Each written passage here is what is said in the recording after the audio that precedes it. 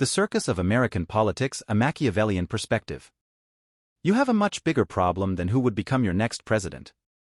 In the grand theater of American politics, where the spotlight gleams on the latest sensational scandal and Twitter feeds serve as modern-day amphitheaters, one cannot help but marvel at the spectacle unfolding before our eyes. As the masses engage in the fervent worship or vilification of political figures, they fail to grasp the true essence of power and manipulation lurking behind the curtains. In this Machiavellian odyssey, let us embark on a journey to demystify the illusion and reveal the sinister forces at play. At the forefront of this grand charade stands none other than the polarizing figure of Donald Trump, a man who has mastered the art of captivating attention and inciting fervor among the masses. Yet, while his detractors froth at the mouth with disdain and his supporters rally in blind adulation, they fail to recognize the puppet strings being pulled by the true architects of power, the system. Indeed, dear readers, it is not the name emblazoned on the campaign banners that should command your scrutiny, but rather the labyrinthine machinations of the system itself.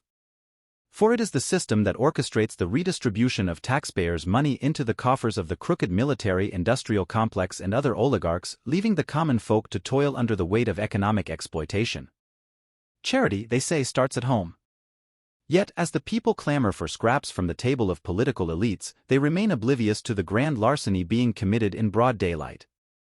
While the White House, the U.S. Congress, and the Senate feign allegiance to the populace, they are but marionettes dancing to the tune of special interests, the big pharma and BlackRock type of financial mobsters, who grease the wheels of power with their ill-gotten gains. But fear not, dear readers, for enlightenment beckons to those willing to cast aside the veil of ignorance. Behold the colossal edifice of national debt, towering over the populace like a specter of doom. As the debt clock ticks incessantly, devouring trillions with insatiable greed, one cannot help but ponder, who reaps the spoils of this financial quagmire? Ah, but therein lies the crux of the matter. For while presidents may come and go like actors in a Shakespearean tragedy, the national debt remains a perennial affliction, a virus infecting the very soul of the nation. And who, pray tell, stands to profit from this perpetual state of indebtedness? Follow the money, dear readers, and you shall find the answer nestled within the labyrinthine corridors of power. In this Machiavellian saga, the true battleground lies not in the theatrics of political theater, but in the corridors of power where the fate of nations is sealed with avarice and ambition. So, I implore you, dear readers, to heed the call of reason and cast off the shackles of partisan allegiance. For only through unity and vigilance can we hope to dismantle the system and reclaim our rightful place as masters of our own destiny. In the grand saga of American politics, where heroes and villains alike parade upon the stage, one cannot help but marvel at the intricate tapestry of power and manipulation that lies beneath the surface. As we delve into the annals of history, let us unearth the echoes of Machiavellian intrigue that have shaped the destiny of nations. Consider, if you will, the presidency of Dwight D. Eisenhower, a decorated war hero whose tenure was marred by the insidious influence of the military-industrial complex. In his farewell address to the nation in 1961, Eisenhower warned of the growing power of the defense industry and its corrosive effect on democracy.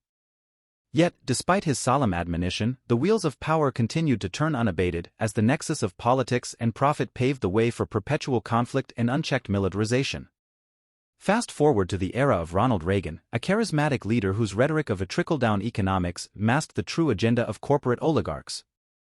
Under the guise of deregulation and tax cuts for the wealthy, Reagan ushered in an era of unprecedented wealth inequality, where the interests of the few superseded the needs of the many. It was during this time that the doctrine of neoliberalism took root, paving the way for the ascent of financial elites and the erosion of social safety nets. But perhaps nowhere is the Machiavellian machination more evident than in the realm of lobbying and campaign finance. Take, for example, the infamous case of Jack Abramoff, a lobbyist whose brazen acts of corruption laid bare the systemic rot at the heart of Washington, D.C. From his cozy dealings with lawmakers to his extravagant junkets and lavish gifts, Abramoff epitomized the unholy alliance between money and politics, where influence could be bought and sold like commodities on the open market. And yet, despite the occasional scandal and fleeting moment of outrage, the machinery of power continues to churn unabated, driven by the insatiable appetite of special interests and corporate greed. From the halls of Congress to the corridors of Wall Street, the true masters of the system pull the strings of power with impunity, while the masses remain ensnared in the illusion of democracy. So, dear readers, let us not be beguiled by the theatrics of political theater, but rather let us pierce the veil of illusion and confront the stark reality that lies beneath. For only through collective action and unwavering resolve can we hope to dismantle the system and reclaim our rightful place as architects of our own destiny.